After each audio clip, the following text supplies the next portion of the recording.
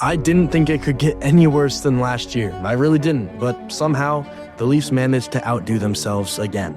On the biggest stage, again. Game 7, season on the line, everything to play for, and what do? They lay down, they roll over, and they let the Panthers come into their barn and dance on their grave.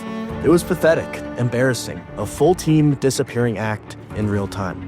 From the opening puck drop, you could feel it. They just didn't have it. No urgency, no fight, no heart. Just the familiar script playing out for the 1 millionth time. We've seen this movie far too many times. Game 7 heartbreak is practically a franchise tradition at this point. But this was something new, and Leafs Nation, they're fed up. Jerseys were on the ice, boos were raining down, the same core, the same script, the same tragic ending. And now, there's no more patience, no more excuses, just the same tired core and the same tired result, and a fan base that's sick of watching this team fold when it matters most. This wasn't just a loss, it was a reminder that nothing's really changed. Different year, same story, and if you've been watching this team long enough, you knew exactly how it was going to end. So let's rewind, because this collapse didn't start in Game 7, it's been building for years. 2013, up 4-1 in the third period, lost in overtime. The original trauma, the one that broke an entire generation of Leafs fans. 2018, they're back in the playoffs, but it's Boston again, up 4-3 in the third period, but they lose 7-4. 2019, guess who? A chance to finally get over the hump, and they no-showed. Lost 5-1, outclassed, out of answers. 2020, outworked, outscored, bounced from the playoffs in a winner-takes-all Game 5 by a team with no stars, no momentum, and no business winning. 2021, gone, just like that. Game 5, loss. Game 6, loss. Game 7, lifeless, against a team that barely made the playoffs. 2022, had them on the ropes, couldn't finish, another Game 6 collapse, and another Game 7 failure. 2023, they finally break the curse and win a round, but they get steamrolled by Florida in 5 games. 2024, hope you didn't forget about the Bruins, another Game 7 overtime loss. And now, 2025. The Leafs came out strong, actually, taking a 2-0 lead in the series against Florida, and by Game 3, they were up 3-1, in a great position to give themselves a commanding 3-0 series lead. It was the perfect chance to seize control, put the Panthers away, and put them on the ropes. But instead, they choked. The Leafs let the lead slip away, and with it, their grip on the series. Game 3 slipped through their fingers in a devastating loss,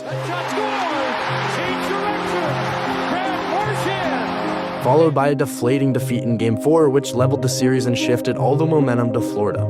Then came Game 5, a chance to take back control of the series at home, but the Leafs showed up flat-footed, lifeless, lacking any sense of urgency or fight. The Panthers smelled blood and took full advantage, dominating every aspect of the game while the Leafs just watched helplessly as their season slipped away. They somehow, though, responded and got a shutout win on Florida's home turf to extend the series to 7 games. But if you guys paid any attention earlier in the video, you know that the Leafs in Game 7s are not the best of friends. Game 7 rolled around, and it wasn't just a loss, it was a complete collapse. From puck drop, the Leafs were just outworked, outclassed, and second to every puck. The fans' frustration boiled over. Jerseys were thrown on the ice like they were waving the white flag. When your own fans are literally giving up before the final buzzer, it's clear this wasn't just another choke, it was a full-on funeral. Not just for their season, but for the Maple Leafs as we know it, because there will be changes coming next season. You could feel it slip away the moment Florida scored in Game 7. The energy drained, the fight disappeared, and it was all over before it really even started. This team folds under pressure, and not just a little bit, they collapse completely like a lawn chair folding. From the very first shift, the Panthers dominated every inch of the ice. Every loose puck, every 50-50 battle, every forecheck, Florida won all of them. Meanwhile, the Leafs reacted like deer in headlights, panicking, making rush decisions, and turning the puck over far too often. Playoff hockey demands grit, toughness, and composure under pressure. The Leafs had none of it, and they've had none of it for a while. Instead, they looked soft, hesitant, and outmatched in every physical and mental battle. Matthews and Marner sat on the bench with looks of frustration, unable to change the tide. The lack of heart was clear, and when your best players can't will the team to fight harder, that's when you lose.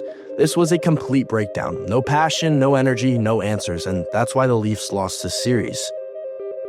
When you break down the numbers behind this collapse, the story is even more brutal than what you saw on the ice.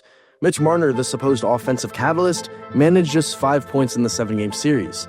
And that stat looks pretty generous given his countless brutal turnovers and poor puck management.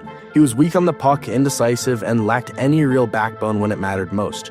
Playoff Marner isn't some heightened version of his regular season self like it should be, it's just regular season Marner with the fear dialed up. The hesitation, the missed passes, the giveaways, they all added up to a disaster that crippled the team's attack.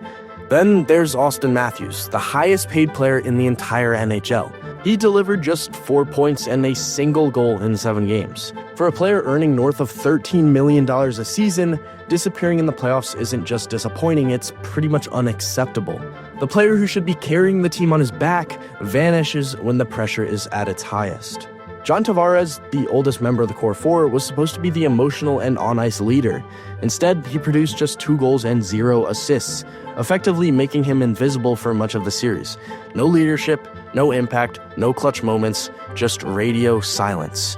Meanwhile, William Nylander stood out as the lone spark of energy and effort. With 6 points in the series, he was the only one consistently driving play, creating chances, and showing up night after night. His buzz and determination were the only positives in a sea of disappointment. If anyone deserves credit, it's Nylander, but one player's grit can only do so much.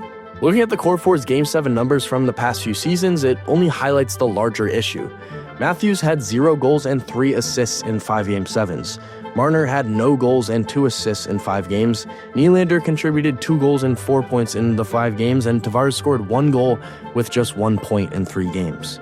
These numbers tell a story of a team relying on star players who not only failed to rise to the occasion, but often failed to even show up. The stats don't lie. This was a collective offensive failure, a crumbling of confidence, and a team that simply didn't have the firepower or composure to win when it counted most.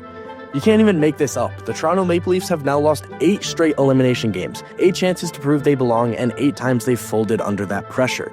Statistically, the odds of losing 8 winner-take-all games in a row are about 1 in 345. That's not just improbable, it's almost comical. But the Leafs, they're just built different, and unfortunately, it's in the worst possible way. A franchise seemingly cursed to choke when it matters most, rewriting the definition of disappointment with every single loss in the postseason. So where the hell do they even go from here? Because from where we're sitting, it's looking pretty bad. Mitch Marner probably just played his last game as a Toronto Maple Leaf. You just cannot justify another huge deal for him when all he's done is vanish when it matters most. He's an elite regular season playmaker, sure, but come playoff time, he shrinks and he kind of sucks. No goals in another Game 7 and somehow still trusted to lead. This era of Leafs hockey needs to end. Then there's John Tavares. He turns 35 soon, his contract's up, and he's coming off a great regular season, which makes things worse because now he'll want another bag.